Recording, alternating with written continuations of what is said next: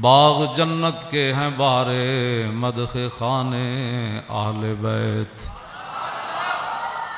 تم کو مژدہ نار کا اے دشمنان اہل بیت۔ ان کے گھر بے اجازت جبریل آتے نہیں، قدر والے جانتے ہیں قدر و شان اہل بیت۔ اے شباب فصل گل یہ چل گئی کیسی ہوا، کٹ رہا ہے لہلہاتا بوستان اہل بیت۔ سر شہیدان محبت کے ہیں نیزوں پر بلند، خدا نے اور اونچی کی قدر و شان اہل بیت۔ زخم کھانے کو تو آب تیغ پینے کو دیا، زخم کھانے کو تو آب تیغ پینے کو دیا، خوب دعوت کی بلا کر دشمنان اہل بیت، خوب دعوت کی بلا کر دشمنان اہل بیت۔ مامون الرشید جو حکمران تھا، انہوں نے قسطنطنیہ کے عیسائی بادشاہ کو، قسطنطنیہ تو سلطان محمد فاتح نے بعد میں فتح کیا، جو آج ترکی ہے، استنبول ہے، وہاں عیسائیوں کی حکومت تھی، تو مامون الرشید نے خط لکھا قسطنطنیہ کے حکمران کو کہ یونانی فلسفے کی جتنی کتابیں ہیں اور جو آپ نے نئے نئے علوم ایجاد کیے ہیں وہ ساری کتابیں ہمیں بھیجو۔ اس وقت تو مسلمانوں کا ہی آرڈر چلتا تھا۔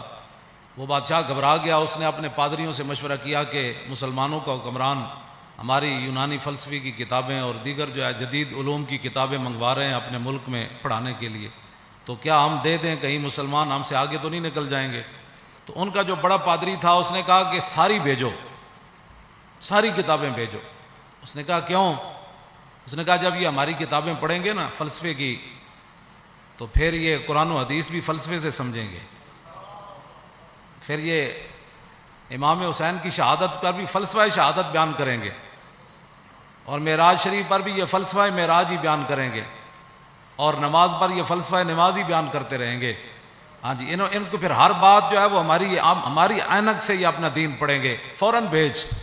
تو آج بات وہی ہے، فلسفہ شہادت تو بیان ہوتا ہے، لیکن بتاؤ اے شیخ کہ ابن علی آیا تھا کیوں میدان میں، بتاؤ اے شیخ کہ ابن علی آیا تھا کیوں میدان میں، گر ہو سکتی تھی حجرے میں شمع ایمانی روشن۔ فلسفہ شہادت، ساری فلسفہ شہادت۔ تو اس کی بات، اس پادری کی بات کتنی عجیب تھی کہ بھیجو بھیجو، یہ جب قرآن بھی پڑھیں گے تو پھر فلسفہ قرآن ہی بیان کریں گے، فلسفہ حدیث ہی بیان کریں گے، انہوں نے اور کوئی بات نہیں کرنی۔ اس کی وہ دور رس نگاہیں اس پادری کی دیکھ رہی تھی۔ آج مسلمان نماز بھی پڑھتا ہے تو فلسفے کے تحت پڑھتا ہے، یہ نہیں کہ میرے رب کا کوئی آرڈر ہے، کہتا ہے ہو سکتا ہے جو کام رکا ہوا ہے وہ کام ہو جائے، ہو سکتا ہے ویزا لگ جائے، ہو سکتا ہے بیماری سے شفا مل جائے، ہاں، اور یہ فلسفے کے طور پر سارے کام کرتے ہیں۔ تو اس واسطے اگلا جو شعر ہے نا، اس سے پہلے میں نے یہ بات اس لیے بیان کی تھی، آپ ذرا سوچیں کہ ہوا کیا کربلا میں۔ اپنا سودا بیچ کر بازار سونا کر گئے، عن عقبۃ بن ابی العزیر ان الحسین خطب اصحابہ واصحاب الحر بالبیدۃ۔ عقبہ بن ابی العزیر یہ کہتے ہیں کہ مقام بیدہ پر حضرت امام علی مقام امام حسین نے خطبہ دیا، اپنے ساتھیوں کو بھی، اور حر جو یزیدی فوج کے سپس بعد میں پھر امام علی مقام کے ساتھ بھی آ گئے، پھر حضرت حر بن گئے۔ آپ نے خطبہ دیا مقام بیدہ پر، فرمایا فحمد اللہ واسنا علیہ، اللہ کی تعریف بیان کی، پھر اس کی توصیف بیان کی۔ فقال ایھا الناس ان رسول اللہ صلی اللہ تعالی علیہ وسلم قال، فرمایا میں نے اپنے نانا جان کو فرماتے ہوئے سنا، مر رہا منکم سلطانا جائرا، کہ تم میں سے کوئی آدمی ظالم بادشاہ کا زمانہ پائے۔ یہاں تو ظالم کہنا بھی کہتے ہیں، جی آپ نے ظالم کہہ دیا۔ مر رہا منکم سلطانا جائرا، تم میں سے کوئی آدمی ایسے بادشاہ کا زمانہ پائے، جائر جو ظالم بادشاہ ہو، مستحلا لحرم اللہ، جو اللہ تعالیٰ کی حرام کردہ چیزوں کو حلال کر رہا ہو، ناقصا لعہد اللہ، وہ اللہ کے ساتھ عہد و پیمان کر کے پھر اس کو توڑ رہا ہو، کلمہ پڑھنے کے بعد تو پھر نگاہ اور بندے کا رخ اور بندے کی ساری باتیں پھر ادھر ہی ہونی چاہیے نا. لو جی مر رہا منکم سلطانن، اے مولا حسین دا خطبہ ہے. مر رہا منکم سلطانن جائرن مستحلن لحرم اللہ ناقصن لعہد اللہ مخالفن لسنت رسول اللہ اور یعمل فی عباد اللہ بالاسم والعدوان.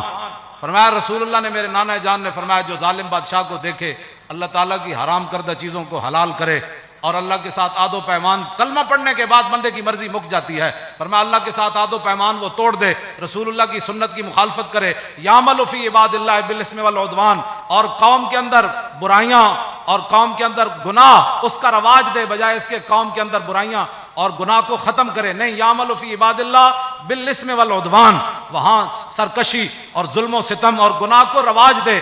فلم یغیر علیہ بقول ولا فعل وکان حقا علی اللہ ان یدخلہ مدخلا.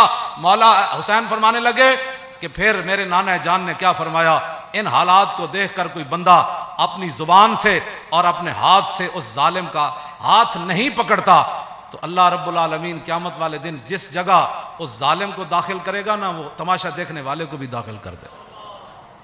ہمیں بھی بہت سارے لوگ مخلصانہ مشورہ دیتے ہیں، آپ کو کیا پڑی ہے، اس معذوری کی حالت میں آپ جیلیں کاٹتے ہیں، یہ کرتے ہیں وہ کرتے ہیں، جی یہی بات ہے، کیا پڑی ہے آپ کو. دیکھیں بڑے بڑے لوگ، بڑے بڑے متقی پرہیزگار اپنے آستانوں پر بیٹھے ہیں اور بڑے بڑے شیوخ حدیثیں پڑھا رہے ہیں اور بڑے بڑے مدارس چل رہے ہیں، آپ کو کیا مصیبت پڑی ہے.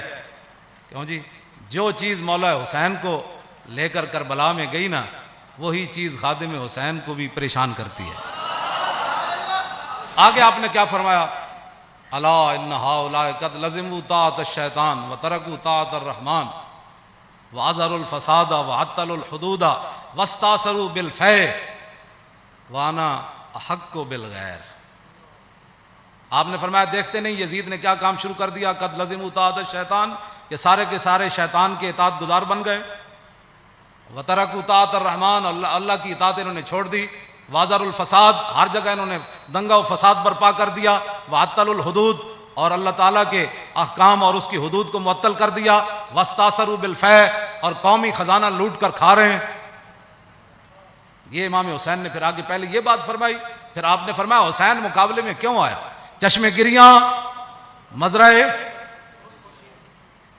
اور گلا کٹ کر نمازے اور شمر کا خنجر گلوئے خشک پر چلتا رہا اور بزم حق روشن رہی اور حق کا دیا جلتا رہا. اے امام علی مقام فرمایا وانا حق بالغیر، فرمایا حسین سب سے زیادہ حق رکھتا ہے کہ یزید کے مقابلے میں آئے. میں سب سے زیادہ حق رکھتا ہوں حسین کہ میں تو. اچھا، اب جو فوج سامنے کھڑی تھی، آپ نے یہ بات تو آپ نے پہلے فرمائی نا، پھر جو سامنے آئے ہوئے تھے نا مقابلے میں، جو کہتے تھے دل تے تواڈے نال لیکن تلوار تواڈے نال کوئی، آپ نے فرمایا قد اتتنی کتبکم وقدمت رسلکم ببیعتکم، فرمایا یہ تمہارے خطوط ہیں جو تم نے مجھے بھیجے ہیں اور بہت سارے قاصد تم نے میرے پاس بھیجے ہیں.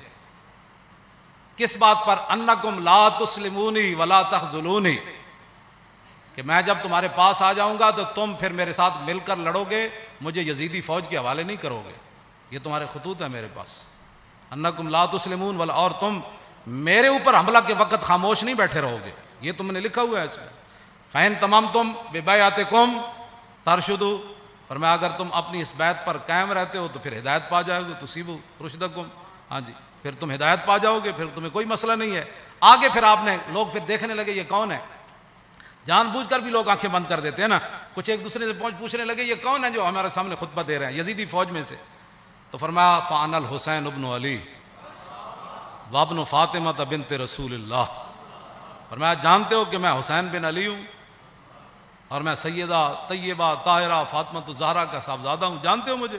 نفسی ما نفسکم والی ما آلکم فلکم فی اسوۃ، آپ نے فرمایا یہ بات رکھنا کہ حسین تمہیں میدان میں چھوڑ کر چلا جائے گا، جہاں میں رہوں گا، جہاں تم رہو گے حسین تمہارے ساتھ رہے گا، جہاں تمہارے اہل و عیال ہوں گے حسین کے بچے بھی وہی ہوں گے. نفسی ما نفسکم والی فلکم فی اسوۃ. اے مولانا جملہ بڑا عجیب ہے، فرمایا حسین کی زندگی کیا تمہارے لیے نمونہ نہیں ہے؟ اے میرے بچے سارے میں بھائی نال لے آیا، سارا خاندان لے آیا، حسین کے میرے فلکم فی اسوۃ، تمہارے لیے میری زندگی ایک نمونہ ہے کہ میں سب کچھ دین کی خاطر لٹانے کے لیے آ گیا ہوں. وَإِن لَّمْ تَفْعَلُوا ونقضتم عہدکم فخلعتم اعناقکم من بیتکم فلعمری ما ہی فیہ لہ نکرۃ۔ آپ نے فرمایا کہ اگر تم میرا ساتھ نہیں دیتے اور جو تم نے وعدے کیے وہ توڑ دیتے ہو، میری بیعت تم ختم کرتے ہو، تو اللہ کی قسم مجھے اس پر کوئی زیادہ تعجب نہیں ہے۔ لقد فعلتموہ بابی واخی وابن عمی مسلم، فرمایا مجھ سے پہلے تم میرے ابا جی کے ساتھ بھی یہ غداری کر چکے ہو، اور میرے بھائی حسن کے ساتھ بھی تم غداری کر چکے ہو، اور میرے چچا زاد بھائی مسلم بن عقیل کے ساتھ بھی غداری کر چکے ہو۔